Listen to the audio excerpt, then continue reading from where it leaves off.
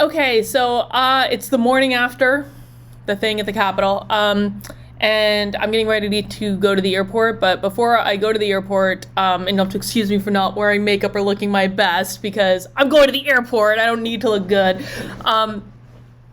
But I wanted to just record a few quick thoughts about a few more thoughts. And if you guys want my full kind of instant reaction and synopsis of what happened at the Capitol. I did a whole live stream yesterday, so you can go and check that out. That was about an hour and a half after I got back to my hotel room. I was at the Capitol for several hours yesterday. I was out at all of the events yesterday, and so if you want my full recap of what happened at the Capitol as I experienced it, which was different than what a lot of people are reporting, then you're gonna want to go and watch the live stream from yesterday. But waking up this morning and looking at how this is being covered and looking at the things that are being said, I am left with a profound amount of frustration and sadness and anger and helplessness, to be honest. Now, I feel like I need to say this here because if I don't say it here, someone's going to say I don't do it. I condemn the violence. I was not even aware that people were in the Capitol until hours after I got there. I condemn the violence. I condemn people going in there and being stupid. I condemn all the attacks on all the police. That's not good. People shouldn't have done it. That's bullshit. Now, do I think that the people doing it were Antifa agitators? No. No. I don't. Do I think that there were some Antifa there? Yes, 100%, absolutely. There is no doubt about it in my mind. There were absolutely some Antifa there. However, Trump supporters need to stop lying about this. They need to stop lying. They need to own up to some responsibility here because the people on the videos that I have seen, they were not Antifa. There were videos of people banging on the windows that I do believe were Antifa, and there were videos of Trump supporters telling them to stop, and that was something that I witnessed too. I witnessed quite a few actually when people were trying to bang on the windows. I witnessed quite a few people telling them to stop, telling them to cut it out. So I think that there were absolutely Antifa there that were pretending to be Trump supporters. Do I think it was the majority? No, guys. You've got to stop lying about this. This is part of the problem. This is part of why I'm so frustrated. I'm frustrated on all different levels, and I denounce the violence. I don't think that was good. I also think that we need to own up and have some semblance of the GD truth here. Now, for most of the people there, and there were 50,000 people there. There were a lot of people there. I posted pictures of the crowd at the Capitol on Twitter. You can go and see it. And maybe I'll do another more proper video when I'm back home. But there were 50,000 people there. At absolute most, there were a couple hundred people that were engaging in the violence. And I'm being generous when I say a couple hundred. I would frankly be surprised if there was like 100. There were simply just not that many people doing it. And you know, I denounce their behavior. I do not think that was correct. I do not think that was part of the point of what happened yesterday in terms of like, that was poorly phrased. I don't think that behavior should have happened. It shouldn't have. But am I going to condemn 50,000 people for going and demonstrating peacefully? No, I'm absolutely not. Absolutely not under any circumstances. Why? One, it's their First Amendment right. Two, that's their goddamn house. They should be able to go and sit on the steps if they want to. Three, there have now been numerous instances where we can rewind just a couple of years to when the protesters for Brett Kavanaugh's confirmation took over the Capitol. We can see this happening in the Wisconsin State Capitol where protesters took it over. Now, those protesters that took over the the Capitol building for Brett Kavanaugh's confirmation hearing, they were heralded as stunning and brave, stunning and brave, stunning and brave. Why are they different? Why are they different? The point that most people were trying to make yesterday is we're here and you're accountable to us. And you damn well should be answering our questions. And I frankly mean that on both sides. What people need to understand is that most Trump supporters dislike the Republican Party as much as they dislike the Democratic Party. They dislike them both. They are two sides of the same coin. My perception as a participant yesterday was that that was the message that was being sent, that you do answer to us. And frankly, if Donald Trump had gotten reelected and this was reversed and the protesters yesterday were Black Lives Matter and Antifa, we wouldn't have a Capitol building today. We know that. We know that based on their behavior, based on what happened in Portland, based on them sieging a courthouse for how many days in a row? They were trying to burn down a federal courthouse in Portland, guys. That's what they were trying to do. We can look back to May and look at pictures of fires being lit up and down Washington, D.C. by Black Lives Matter, and that's okay.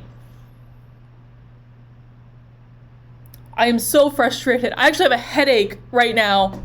I'm so frustrated. I'm so frustrated with the coverage I'm seeing, and I am so frustrated that this population of people, the vast majority of whom were sitting around on the grass, doing nothing, are now being vilified. And this is why it happened in the first place. This is the bigger picture that I've been trying to put my finger on. This is the bigger picture. This is the culmination of years of harassment and condemnation of a group of people because of their political beliefs. They've been called every name in the book. They've been called Nazis, white supremacists, homophobes, transphobes, horrible people, the dregs of society, the deplorables. This has been an abusive relationship for years. And yesterday they finally said no. And now it's going to come down on them even harder. It's going to come down on them even harder. Listen, I have been lightly trying to prepare people for months that I thought that Biden was going to be the president. I've been saying it over and over again. I lost followers every time I said it, but I didn't think that this was going to work out, and I basically washed my hands of this situation the day after Election Day. I posted a video of me in a swimming pool saying, there's nothing more we can do to control this situation. I have to leave it in God's hands now. Then I have to go, and I just have to trust that everything happens for a reason. There is a purpose, there is a design to all of this, and I have to trust that the right thing is going to work out. And that's how I feel about it. I think that there is a reason that there's absolutely a reason that this happened. This was a moment where a group of people, and listen, for those who don't know me and don't understand how I view things, I first and foremost tend to look at things from a spiritual perspective. In spiritual circles, there's discussion around how much people have to be pushed down before they fight back. How much do people have to be demeaned and condemned and oppressed? Yeah, I'm going to use that word. Before they stand up for themselves and push back. Well, yesterday we got our answer. I'm viewing this from a spiritual perspective as much as I am a practical perspective, because the human spirit wants to be empowered. The human spirit wants to express themselves. The human spirit does not want to be controlled, but, well, some people want to be controlled, but for the most part, like, people want to come into their own. That is part of how we're built. That is part, I believe, of the purpose of many of us being here, and that's what I saw yesterday, that people had had enough. They had enough of being condemned, called horrible names, ostracized, censored, canceled, fired from their jobs. They had enough. And that's how it manifested itself. And everyone is damn lucky that they were not Black Lives Matter, that they were not Antifa. Because if they were, if the situation had been reversed, there wouldn't be a Capitol building right now. That's the reality. There were 50,000 people on that lawn. If they had wanted to be violent, they could have done a lot more damage that was done. Now, a life was lost yesterday. That is tragic. That should not have happened. There were 3 other deaths as a result of medical-related emergencies. Now, those are tragic. I don't want to diminish any of those. But what about David Dorn? What about the deaths over the summer? What about the Trump supporter who was shot in cold blood in Portland? What about those lives? Do those lives matter? Does David Dorn's life matter? David Dorn was black. Did his life matter?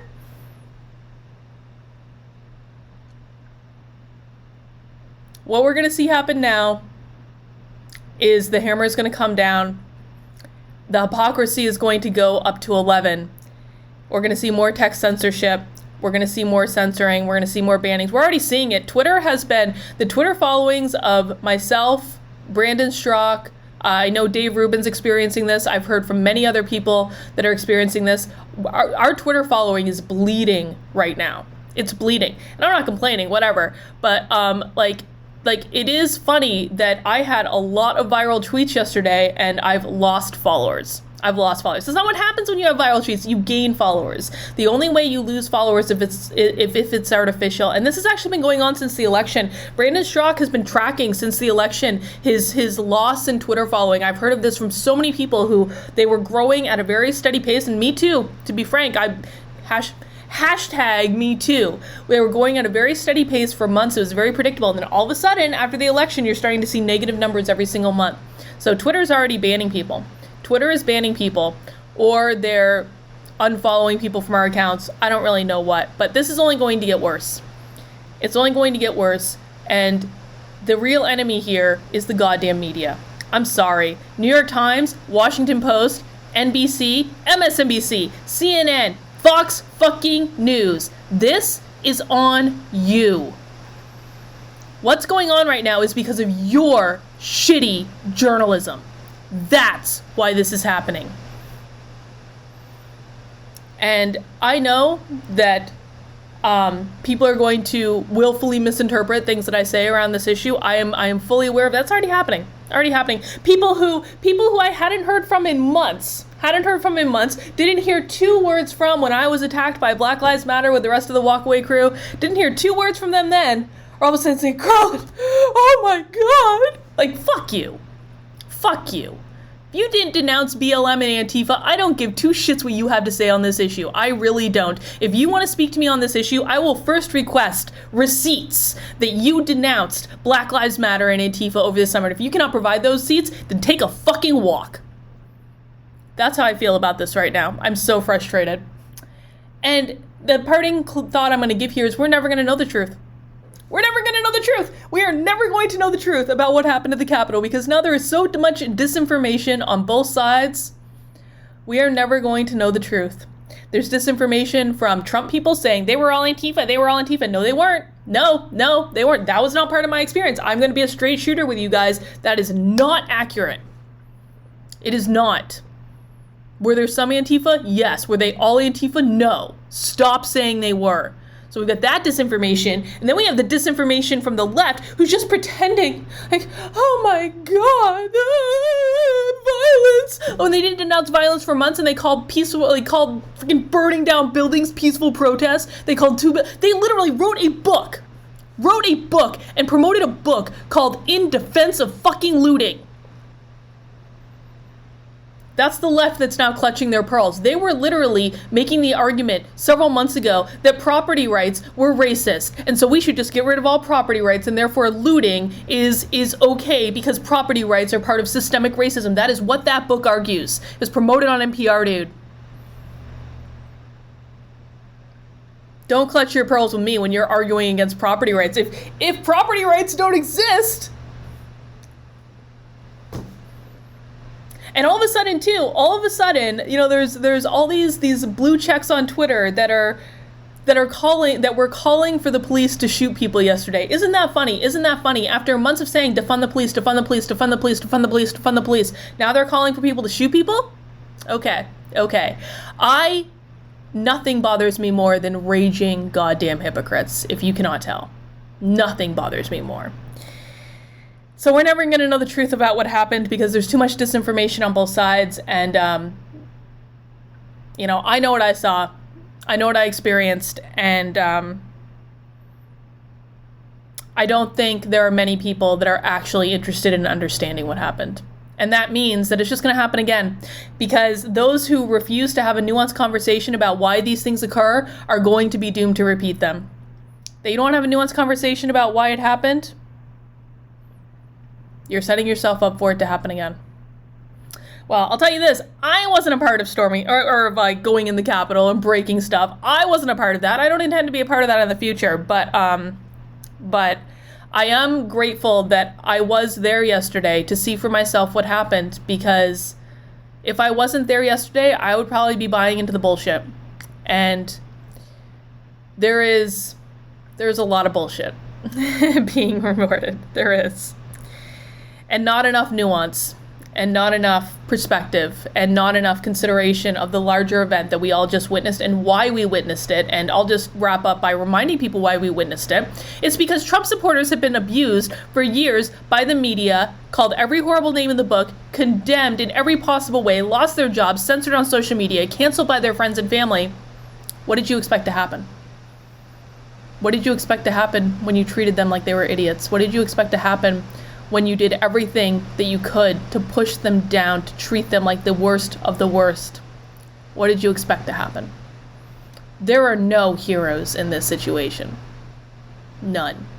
And if you think you're the good guy, well, you're probably not being very honest with yourself. That's all I got. I gotta go get on a flight. I'll see you soon.